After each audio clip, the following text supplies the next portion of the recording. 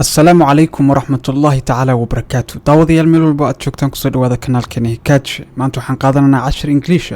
10kani waa 10kii afraad ee taxanaha ahaa. halka ka daawanaysa waa Hikaaje 10ka maanta aan u guda galno. 10ka maanta aan qaadanayno waxaan niri waa 10kii afraad. maalin dhaweyta waxaan soo qaadanay maalinkii ugu dambeeyay 10ka aan soo qaadanay ee 10kii saddexaad ahaa wuxuu ahaa who is this? kani waa kuma ama tani waa kuma. maanta waxaan qaadanaynaa wax loo yaqaan who is he? kani waa kuma. nin baa laga hadlayaa. halkan waxaa la isticmaalay wax loo yaqaan pronoun oo ah magacuyaal. magacuyaalka maanta isticmaalay waa kan ragga loo isticmaalo. he waa isaga. marka waxaan niri who is he? isagu waa kuma. yuu yahay. yacni nin baa wax laga weydiinaya. yacni cidda wax laga weydiinaya waa nin. marka waxaa la rabaa ninkaas cidda uu yahay inaad sheegtid. ama qofkaas ragga ah cidda uu yahay inaad sheegtid. marka who is he? yuu yahay ama isagu waa kuma ayaan mataqaan 10ka aan qaadanay way. sawirka aad ka aragtid qaybta midigta ah wuxuu muujinayaa nin iyo ilmo yar. marka 10ka ayaan ku dhex qaadan doonaa labadoodaba maadaama cidda aan ka hadlana ay yihiin lab oo aan leenahay yuu yahay aan cidda aan wax ka weydiinayno uu yahay qof laba. marka tusaalaha koowaad gabar ayaa ka jawaabtay waxay tiri he is my husband. waa ninkayga.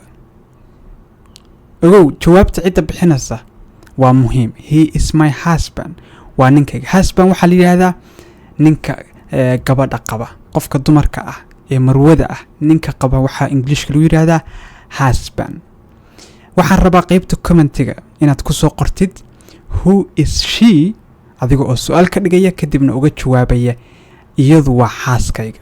marka waxaad isticmaalaysaa tusaalaha qaabka aan u dhisnay oo kala u dhisaysaa kadibna meeshii aan husband oo ah ninka xaaska ah aad ku qori lahayd waxaad ku qoraysaa gabadhii xaaska ahayd oo yacni waxa raadinaysaa wax loo isticmaalo yacni xaas lagu yiraahdo gabadha xaaska ah waxa English lagu yiraahdo raadinaysaa kadibna kaas ku bedelaysaa meesha pronoun-ka ama magacyaalkana waxaad ku bedelaysaa labadaba halkan iyo halkanba waxaad ku bedelaysaa she oo ah iyada. inta kale waa isaga mid halkaas kaliya ayaa waxa laga rabaa inaad soo buuxisid insha Allah qaybta commentiga ku soo qor waana eegana jawaabihiina insha Allah. marka gabar ayaa ka jawaabtay waxay tiri he is my husband. waa ninkayga.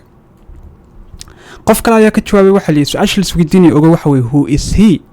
yuu yahay ama ninkani waa kuma ama isagu waa kuma. marka wuxuu yiri he is my teacher. waa macallinkayga. teacher waa macallin. macallinku ma kala leh lab iyo dhadig marka English laga hadlayo. marka waxaa loo baahan yahay cidda laga hadlayo in maskaxda lagu hayo haddaan he u isticmaalayo iyo haddaan she u isticmaalayo.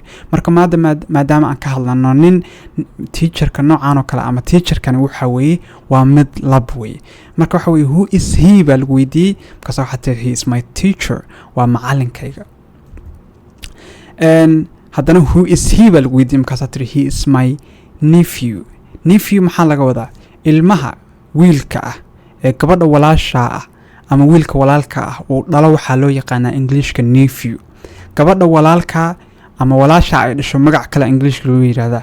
10kan 10rada ku xiga ayaan isku daynaa insha Allah inaan ku soo qaadano laakiin maanta nephew waxaad ogaataa inuu yahay wiilka ama abtiga aad u tahay ama adeerka u tahay oo ama walaasha ay dhashay ama walaalka uu dhalay.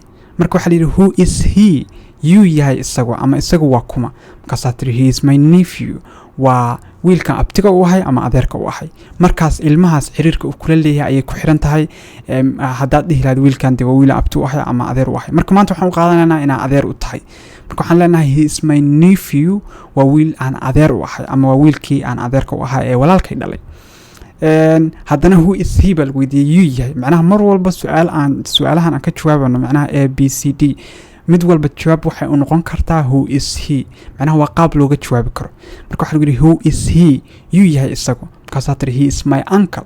uncle waxaan soo sheegnay in loo isticmaalo abtiga iyo adeerka laakiin maanta waxaan u qaadanaynaa adeer inuu yahay. marka he is my uncle. waa adeerkay. tusaalahaas shanaad ama e waxa weeye who is he baa lagu weydiiyey yuu yahay isagu. markaas waxaa tiri he is your cousin. qofkii kula hadlayay ee su'aasha ku weydiinaya kula who is he? yuu yahay ayaad waxaad u sheegaysaa qofka adiga hadda kula socda tusaale ahaan kale inuu yahay asaga ilma adeerkiis ama ilma abtigiis. marka maanta tusaalaheena waxaan u qaadanaynaa inuu yahay ina adeerkiis. marka waxaa tiri he is your cousin.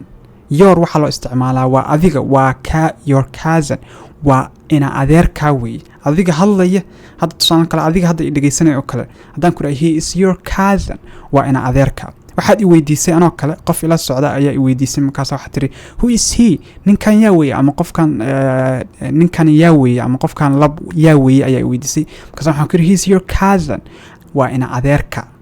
marka ina adeerka ayaan isticmaalnaa, laakiin cousin waxaa la dhihi karaa ina ilmaha abtiga ama xabrirta ay dhashay ama adeerka ama eedada ay dhashay, intaba waa loo isticmaali karaa. Englishkan waa soo sheegay inuu iska faqiir yahay. marka who is he baa lagu weydiiyay yahay isagu, markaas waxaad tiri he is your cousin, waa adiga ina adeerka. aad baa u mahadsantihiin. cashka intaan kusoo gabagabeynayna, casharada kale la socda insha Allah. taxanu waa sii socon doona, waxyaalo badan oo basic ah, bilow ah ayaan casharada kusoo dari doonaa. laakiin runtii haddii la rabo in wax la dhiso, waxaa laga soo dhisaa aasaaska. wax walba aasaaska ayaa muhiim u ah.